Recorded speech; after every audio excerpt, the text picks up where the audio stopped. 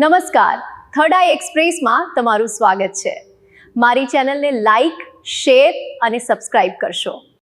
મહુવાના વેપારીને હની ટ્રેપ, અપહરણ અને ખંડણીના કેસમાં વધુ 5 આરોપીઓનું પોલીસે રિકન્સ્ટ્રક્શન કર્યું। આજરોજ તારીખ 23/3/2024ને સોમવારના સાંજના 4 કલાકે ટાટા પોલીસ મથકેથી મળતી માહિતી અનુસાર વાત કરીએ તો મહુવા પંથકના એક વેપારીની સોશિયલ મીડિયા મારફતે હની ટ્રેપમાં ફસાવવામાં આવ્યો હતો।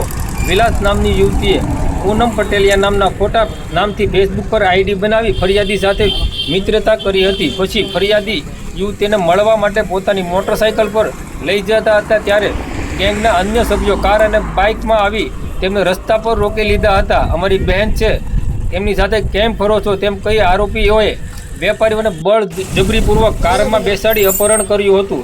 બાદમાં પરિવારને ધમકી આપી અને જાનથી મારી નાખવાની ભીતિ બતાવી આંગળીયા પેઢી મારફતે રૂપિયા 2 લાખ ખંડણી તરીકે તળાજાથી વસૂલવામાં આવ્યા હતા। આ મામલે ટાટા પોલીસ સ્ટેશનમાં ફરિયાદ નોંધાતા પોલીસે ઝડપી કાર્યવાહી હાથ ધરી હતી। અગાઉ 2 આરોપીઓને પોલીસે પકડી પાડ્યા હતા।